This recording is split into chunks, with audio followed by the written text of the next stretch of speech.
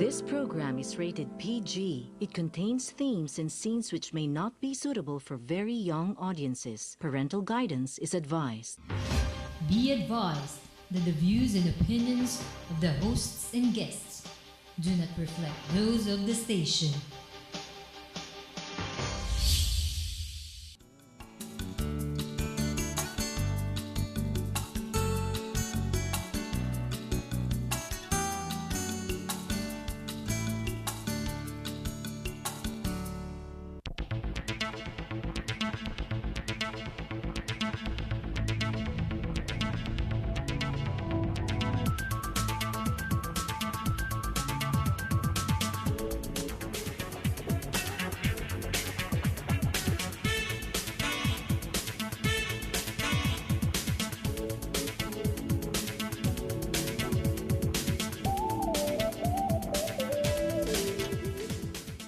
Good evening, everyone, and welcome to Opinion Leaders. And our episode this evening is dedicated actually more towards the election since malapit na ang ating eleksyon. I would like to introduce my guest, Mr. June De Leos, Lead Organization, People's Organization for Empowerment, or PO, and a convener for the Coalition for Honesty, Integrity, and Zeal for Progress. So it's a Cheese for Progress. Sir, very nice of you to be here with us this evening. It's my honor.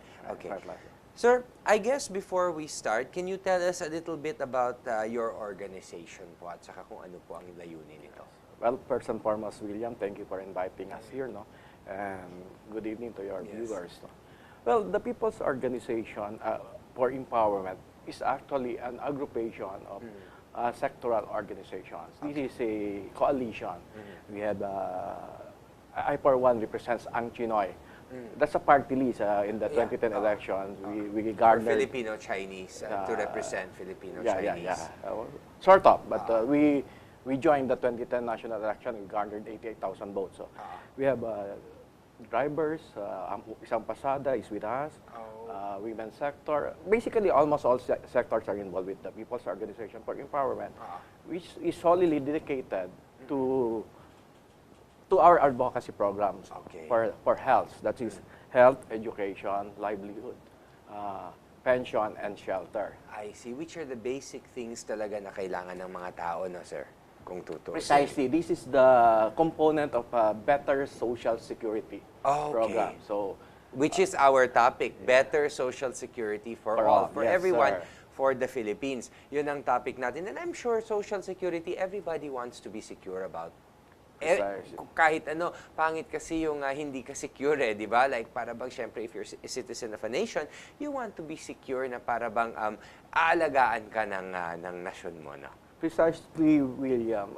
Even progressive nations like Canada, Norway, they have a social security program for their citizens. It's a universal security program. Cover na lahat yung health, housing, kahit pag nawalan ka ng trabaho, livelihood, education. So, kahit malalaking nasyon. At ang nakakalungkot, William, dito sa Pilipinas, alam natin na maraming tayong pera. All we need to do is to pull it together at ibigay na sa tao diretsa. So, a universal social program. Pero, sir, ngayon, no, since para bang we're talking about this, ano ang nakikita niyong problema ngayon with how this is being run by our government in the present state? Sir, first and foremost, it's not universal. Meron tayong SSS, meron tayong GSIS, magkaiwalay pa yan. And sa mga trabaho lang yan. Meron tayong PhilHealth para naman sa sector ng health, no? Meron naman tayong TESDA para sa scholarship sa college. So, basically, sabog-sabog. Sabog-sabog. At yung pondo natin dyan ay kulang. Tama. Hindi integrated. So, our proposal actually is to integrate everything into one. Maganda yun. So, kumbaga, you're only answerable to one organization instead of yung parabang dito sa health, iba yung kakausapin mo. So, parabang it's very hard. Number one, it wastes a lot of time. Pangalawa, you talk to too many people. It's better to go to one person and then they can answer all of these basic needs, basic concerns, yung parabang for the betterment of the people. Precisely. One-stop shop. And beside, the management of the system, of the universal system, ay hindi talaga gobyerno. Oo. It should be open to everyone. The church, the religious leader, everybody should be invited. The business sector to manage the sovereign fund. We call it the sovereign fund, no? Na magsasagot doon naman sa basic need ng tao. Kasi sila rin naman, marami rin naman nagko-contribute dun sa sovereign fund. So dapat talagang it should be available to whoever. Yes. Parang. The plan, our proposal is actually to allocate automatic allocation from in our national budget, Okay. 20%. 20%. Kung nakapag-allocate tayo ng 10% automatic sa debt servicing, why not sa social security? So 20%. So fortunately, this was carried by Bishop Bases of Sorsogon, yung programa na to, at pinopose nila kina Senator Po at saka Senator Cheese. Oo. And just recently, Senator Po and Senator Cheese signed a covenant with the good bishop pledging their support for the Social Security Program for all. That is why we are also supporting Grace Po and Cheese Escudero, because early January this year, we presented similar proposal. Okay. And they also accepted our proposal, and they promised to implement it just in case they will be elected I this see. 2016 election. And sir, kung alimbawa mai-integrate natin lahat nito, no? Can you para bang inform our televiewers kung ano ang magiging ginhawa nito para sa ating mga kababayan po? Unang-una, may sakit ang yung kamag-anakan, Opo. hindi mo na kailangang magdeposito. Automatiko ka nang tatanggapin ng hospital dahil covered ka ng Social Security for all. Okay. Nawalan ka ng trabaho. Yun ang Lalapit ka mahirap doon. yung mawalan ka ng trabaho. Kasi usually, mawalan ka ng trabaho, it goes hand in hand, mawawalan ka ng pag-asa. Precisely. Yung sa ibang bansa, welfare-based naman talaga. ang Totoo, kailangan. totoo. Welfare-based. In the first world nations. Kahit No? first world nga eh. Kahit first world nga. So, kung talagang, kahit yung walang trabaho, bigyan mo ng food stamp, food coupon. Sagutin mo yun. Dahil kailangan yun ng tao. Yun ang programa ng Social Security for All. Edukasyon. Gusto mag-aaral ng bata. Sa atin, ang ino-offer lang natin is scholarship for college. Hindi naman kailangan maging matalino ka para maging scholar. So, ang plano natin, kung gusto ng bata, kahit isa lang sa bawat pamilyang Pilipino, ang tulungan ng gobyerno, makapagtapos man lang ng kolehiyo. In that case, ito nang matutulong naman sa kanyang pamilya. So itong Social Security for All natin, malaking tulong to. Malaking kaginawaan to. This will address the problem of poverty. So to Yes. speak. And which is, palagi natin pinag-uusapan yan, since time immemorial, poverty is really the biggest problem of our nation because poverty itself limits people, di ba? Precisely. It is the root cause of crime. Opo. Kasi if you're a victim of poverty, you will be pushed to desperate measures. Yes, And that yung mga desperate measures na yon, syempre, iba-iba ang translation nun kada tao eh. Some will kill, some will steal, some will deal in drugs. Basta iba-iba depending Precisely, kung just to ano. survive. Oo, kung ano ang effect nun sa bawat tao. Yeah. Right. That is why we were very happy that both Senator Pe and Senator Jesus Cordero adopted the program because this in itself will address the problem of corruption, of crime. So, ano pa, hindi naman kailangan. It will make people happier, ganon.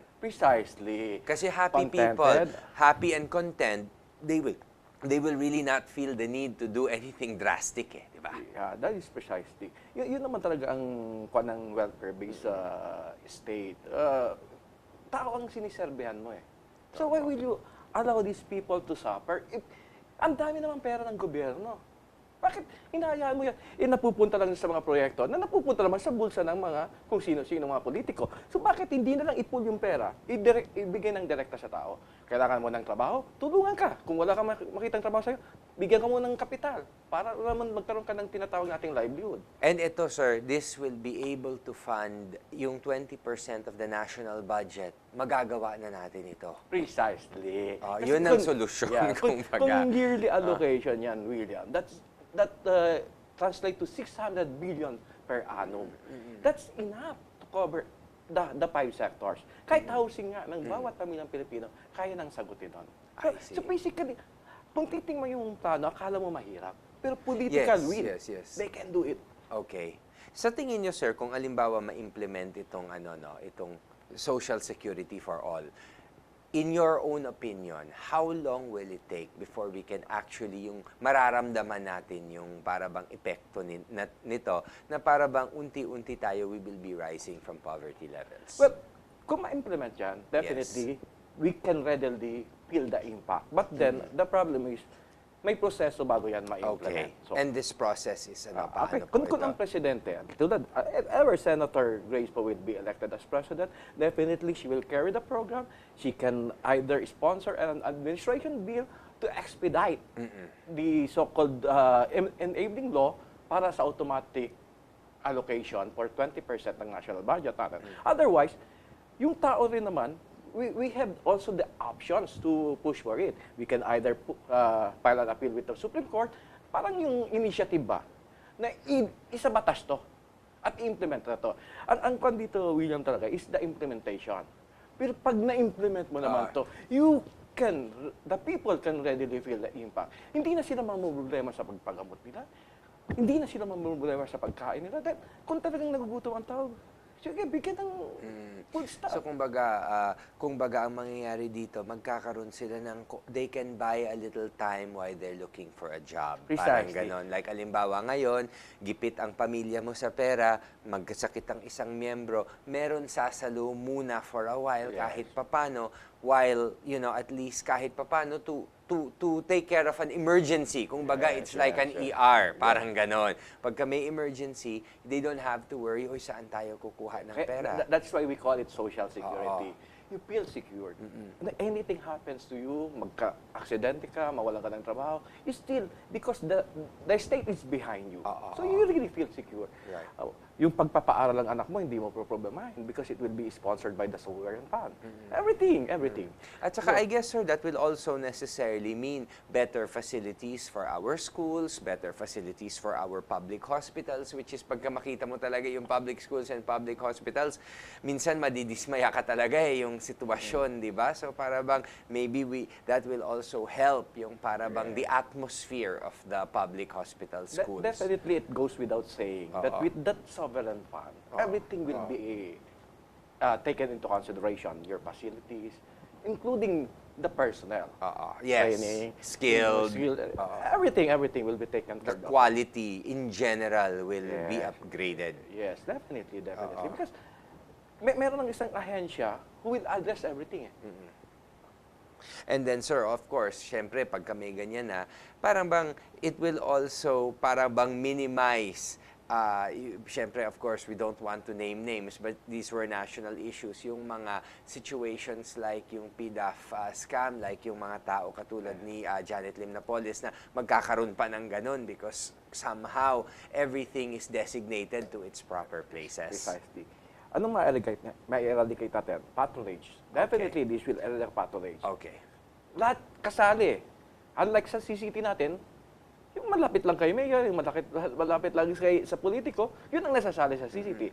So, everything will be involved. Patronage. Number 2, yung accountability. Because this will be managed and this will be given directly to the people. Hindi ito project na pwede mong gawing ghost. Kasi may sakit ka, magiging ghost project ba? So, there's no such thing as ghost projects for the social serendipity fund. Wala nang mga fake names registered with para bang kaisa-isa ito, managed. Yes, managed by everybody. By everybody. So nobody can make a yung para bang the chances of making mistakes are very, very slim because sobrang daming nakabantay. Precisely. Because it's the people's fund. It's the people's fund. It doesn't belong or it is not controlled by one particular branch of government or whatever. It's open to everybody, to the private sector. Ang magmamanage yan, parang board. May involvement din yung gobyerno, pero but they do not have the complete yung control of the funds.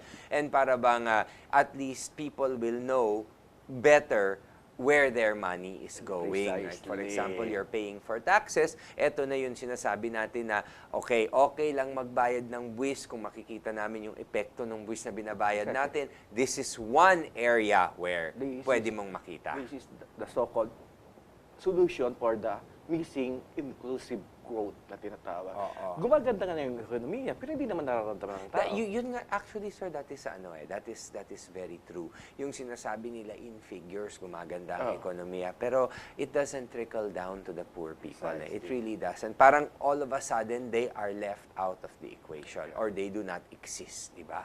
With this program, at least the poor, everybody, even the rich, will be able to be a beneficiary. So, kita mo what I mean, William, kita mo yung pondo mo, may 600 billion tayo per annum. Nakita mo kung sinong tinulungan. Nakita mo natutulungan yung pamilya mo. So how can you question that? Tama. Oo, sir. So, ayun, sir. Thank you very much for sharing with us that intro of better social security for all. At least nakikita natin yung problema, what can be done, ano yung possible solutions natin. Because people are always looking for solutions. Sa totoo lang yung para bang, para rin hindi tayo mawalan ng pag-asa, di ba? Kailangan natin ng pag-asa all the time. And we have to take a short break. But then when we come back, we will be talking more in depth kung paano natin may implement ito. And speaking of pag-asa, since malapit na rin ang eleksyon, ito rin ang simbolo ng panibagong pag-asa if we were to vote responsibly, di ba, sir? Okay, so don't go away. Opinion Leaders will be right back after these messages.